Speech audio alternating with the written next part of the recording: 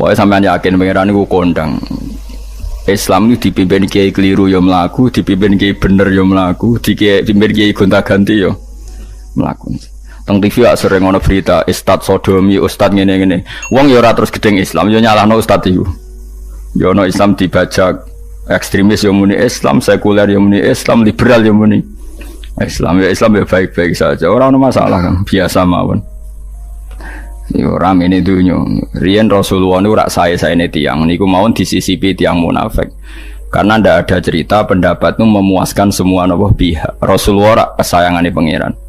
Niku pun ndak bisa memuaskan semua orang. Sehingga orang yang kecewa ya jadi munafik.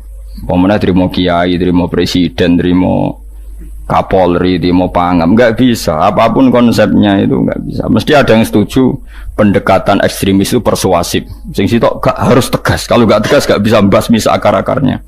Sing jare persuasif, nak tegas mereka dendam malah kacau negara. Sing sitok kalau gak tegas mereka ngelama. Ini kan ra iso selesai. Akhirnya sing nyelesaino aku sing pimpinan nurut. Akhirnya sing pendapatnya gak tigo. Nurut yo nurut mergo dipecat tapi terus bali lo sithik. Bali lo apa? Sithik-sithik. Masjid ge ngoten nasib kiai ge ngoten. Kulo nak di murid kuatah, di santri kata sing kiai ge kata. Wono kiai niku sowan kula, Gus, masjid itu ape nganakno zikir Ramadan. Dadi 24 jam full mulai bar subuh sampai sahur. Saking semangat ibadah Ramadan. Terus ibadah ning dia muni takok. Ya teng masjid, Gus. Dadi masjid itu ben makmur, terbaik masjid makmur. Tak omongi. Lah apa ngarit itu ora ibadah. Apa dadi satpam mergawe iku gak ibadah. Apa nyupir angkot golek nafkah ibadah. Kiai kok goblok kira karuan aja muni ngono. Astagfirullah, itu urusan iku, Gus. Ya urusane mergo ke takmir dadi ben keren, pas ke takmir masjid rame ngono. Berarti sing nama baiknya kan kowe. Nak pengiran rabuto iku pengiran kepingine seorang bapak golek nafkah. Anake kepingine sekolah ya satpam teko, ora teko alasane itikaf. Kepingine pangeran ya bis sing tetep jalan dadi wong sing nyetop iku ana bis aja kok mandek mergo itikaf ayo mending. Kecewa lho. Wis bae ku piye dicapik ra dukung. Padahal kula yo nyucup yo hormat tapi tetep gremeng mergo idenya enggak keturutan. Ya kula yo ngerti rai-rai ngono iku yo biasa wae cara kula biasa. Tapi sesuai sadar den. Bareng ngajak wong dora gelem akhirnya sadar. Jebule ngandel jenengan nggo sembang kula ya suwi wong luwih ngandel aku timbang kowe. Lah bento tapi ngandel kowe ya. Wong aliran sesat ta men. Ya masjid itu anggere sono salat jamaah iku ya wis rame cara pangeran. Ora perlu rame banget. Nak rame banget terus bakal pentol leren, satpam leren, supir angkot leren. Aku cek sepele. Dokter leren. Wong ape loro. Ape lara ape berobat ra iso. Nak larane emergensi astagfirullah minna minkum taqabbal ya karim. Ajane semburu leren maling leren, copet leren, iku apik nek iso ngumpul iku. Makanya ngaji iku ambek wong alim kan, karena orang alim tuh yang tahu duduk perkaranya agama. Seorang lagi yang tahu duduk perkaranya agama. Nabi itu kalau ngendikan tuh sampai sahabat tuh gak bisa menampung. Kadang menyebut kebaikan satu majelis sampai 63 sampai 70. Misalnya Nabi ngendikan al-imanu bid'un wasituna bid'ah. Iman tuh ada 63. Terus nyebut terus. Pertama ngendikan a'la la ilaha illallah, tertinggi adalah kalimat tauhid. Wa adnaha imatatul adza anit thariq, terendah adalah menyingkirkan hal-hal yang mengganggu yang apa? Mukmin atau mengganggu jalan. Terus ngendikan seperti itu. Sehingga pernah suatu saat Rasulullah itu ngaji di masjid. Rasulullah itu ngaji di masjid. Nabi kalau ngaji di masjid itu memang di teras, jadi terbuka. Terus ada pemuda santai dengan santainya nggo pacul, ngliwati Nabi ngaji diliwati. Nggo pacul, ya santai. Singkat cerita semua sahabat itu mencibiri. Celaka betul pemuda itu, ada Rasulullah ngaji tidak ikut tapi dia berlalu saja bawa cangkulnya. Kata Nabi, kamu jangan komentar demikian. Jika dia kerja menafkahi ibunya yang lemah atau anaknya yang lemah, dia juga ibadah dan itu juga sunnahku.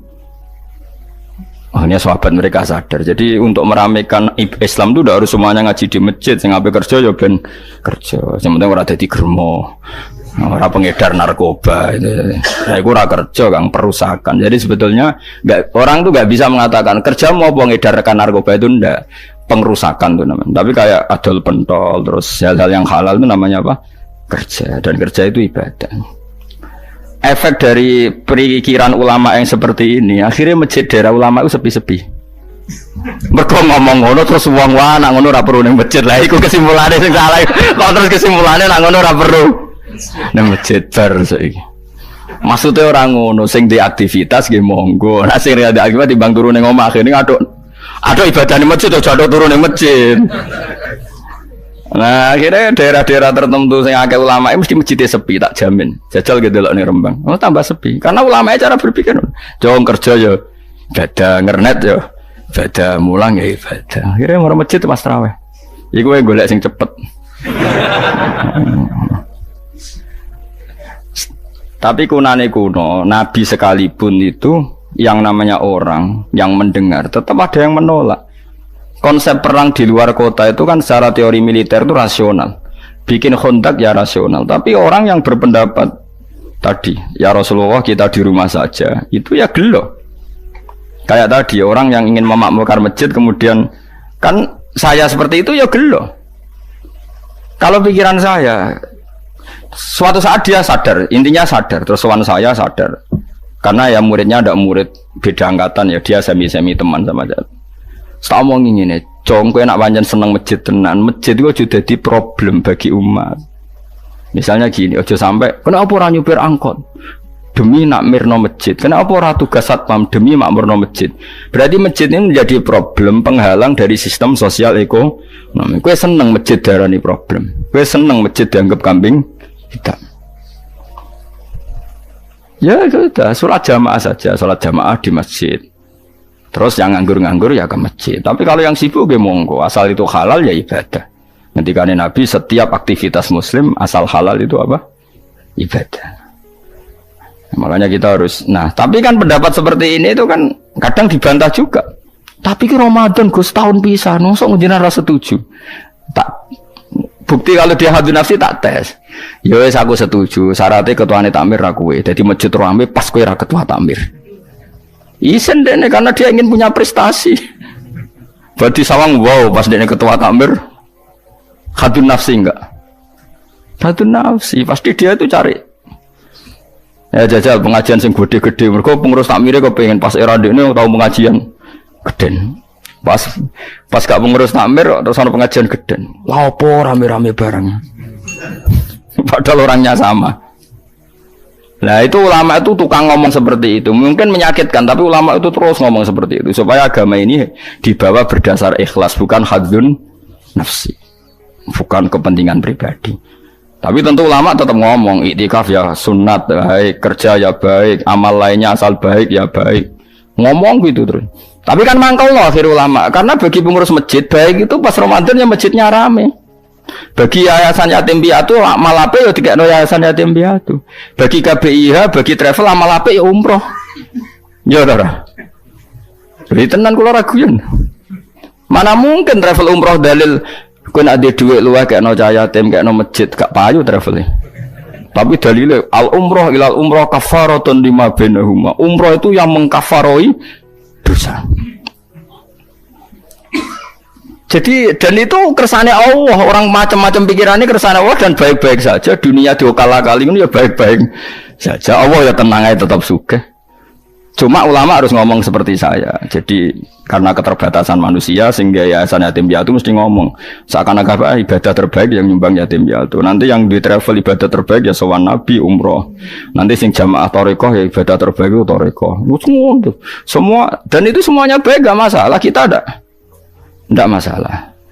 Tapi kalau memaksa orang lain harus seperti itu dan mengkerdilkan kebenaran hanya surahnya, gambarannya seperti itu, kita sebagai ulama harus melawan.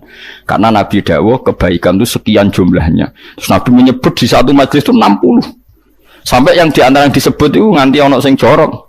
Wa fi buti ahadikum sedekah. Kowe ngeloni bojomu iku sedekah. Sampai sahabat takok, "Ya Rasulullah, masa urusan gitu ibadah?" Ayati ahaduna syahwatahu wa huwa la ilahi ajrun. Masa urusan kelon itu ganjaran ibadah. Terus Nabi jawab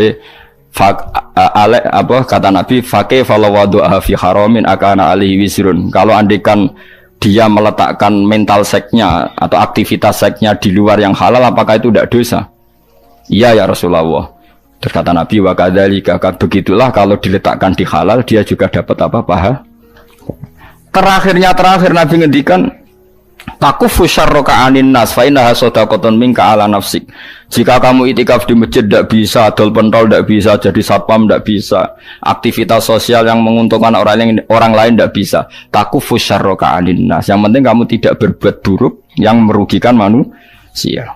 Sehingga sampai ada riwayat dari orang sufi, ibadahnya orang zaman akhir itu tidur, karena anak tidur itu gak ganggu wong.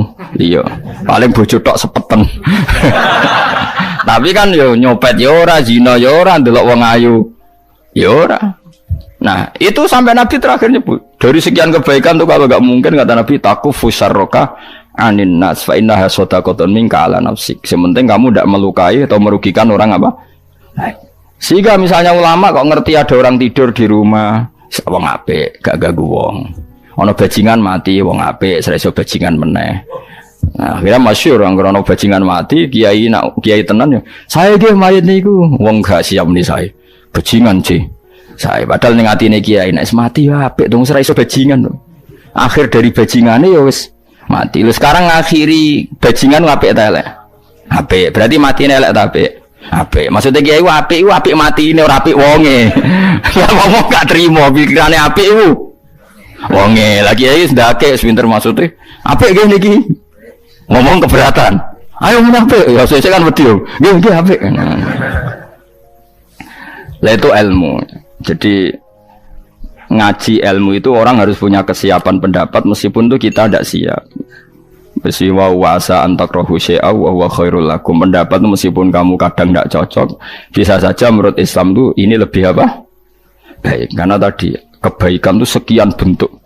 Bisa ulang, kebaikan itu sekian apa? Bentuk.